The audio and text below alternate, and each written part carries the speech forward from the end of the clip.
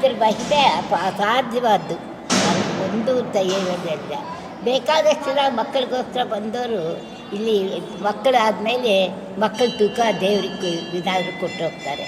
ಕಾಯಿಲೆ ಮನುಷ್ಯರು ಬಂದು ಕಾಯಿಲೆ ಇದ್ದವರು ಆ ಕಾಯಿಲೆ ಮೇಲಾದರೆ ನಮ್ಮ ತೂಕ ಕೊಡ್ತೀವಿ ಅಂದ್ಕೊಂಡು ಕಾಯಿಲೆ ಇದ್ದವರು ಬಂದು ಕಾಯಿಲೆ ಮೇಲಾದರೂ ದೇವ್ರಿಗೆ ಆ ತೂಕ ಕೊಡ್ತಾರೆ.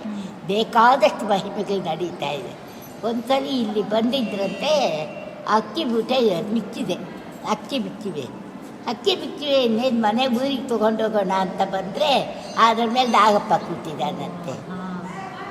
ಆಮೇಲೆ ಎಲ್ಲರೂ ಬಂದು ಅಪ್ಪಾಜಿದು ನೈವೇದ್ಯಕ್ಕೆ ಕೊಡ್ತೀವಿ, ನಮ್ಗೆ ಬೇಡ ಊರಿಗೆ ತೊಗೊಂಡೋಗಲ್ಲ ಅಂದರೆ ಅದೆತ್ತು ಹೊರಟೋಗಿದ್ವಿ ಅಂತೆ. ಅಷ್ಟು ಸಾಕ್ಷಾತ್ತಾಗಿ ಓಡಾಡ್ತಾ ಇದ್ದಾನೆ. ಇಲ್ಲಿ ದೇವ್ರ ಕವಚ ಮಾಡಿಸ್ಬೇಕು ಅಂದ್ರಂತೆ, ಬೆಳ್ಳಿ ಕವಚ ಮಾಡಿಸ್ಬೇಕು ಅಂತ.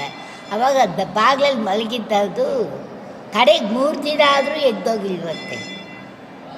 ಅವಾಗ ಬೇಡ ಬೇಡಪ್ಪ, ನಿಂಗೆ ಇಷ್ಟ ಇಲ್ಲ ಇದ್ರೆ ಕವಚ ಯಾಕೆ ಮಾಡ್ತಾರೆ ನಾವು ಅಂತ ಕವಚ ಮಾಡಿಸ್ತೀವಿ ಅಂತ. ಆಯ್ತು, ನಿಜ ದರ್ಶನ ಕೊಡ್ತಾ ಇದ್ದಾರೆ ಇಲ್ಲಿ. ಕವಚ ಅದಕ್ಕೇನೂ ಇಲ್ಲ, ಬರೀ ಕಿರೀಟ ಹೊಂದಿರ್ತಾರಂತೆ.